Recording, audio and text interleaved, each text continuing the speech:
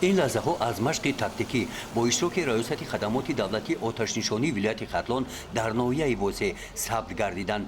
طبق نقشه 3 عدد автомашинаҳои сӯхторхомӯшкунӣ ба ҷои ҳодисаи шартӣ маркази тиҷоратӣ ва хизматрасонии шоми восеъ шабона сафарбар гардида дар вақти кӯтоҳ ба ҷои муқаррар гардида расиданд. мақсади чорабинӣ нишон додани маҳорат ва омодагии касбии кормандони қисми оташнишонии ноҳияи восеъ ҳангоми сар задани сӯхтор дар вақти шабона ва баъди хабардор шудан фавран ба ҷои ҳодиса расидан аз ҷониби намояндагони раёсати сӯхторхомӯшкунии вилояти хатлон ва минтақа ҳар як ҳаракати кормандони қисми оташнишонӣ ба назар гирифта мешуданд. тавре мушоҳида гардид кормандони қисми оташнишонии ноҳияи восеъ бо ҳаракатҳои баланди касбӣ тавонистанд дар вақти муайян гардида ба ҷои ҳодиса ҳозир шуда вазифаҳои худро содиқона ва сарбаландона иҷро намоянд.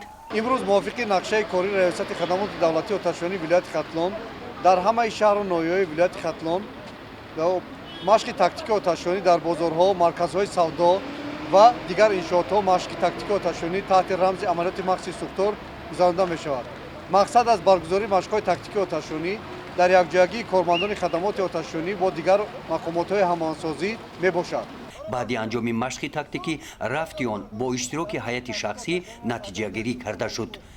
гузориши хоҷа назриф худойназар зуҳуров аз ноҳияи восеъ барои барномаи иттилоотии навид.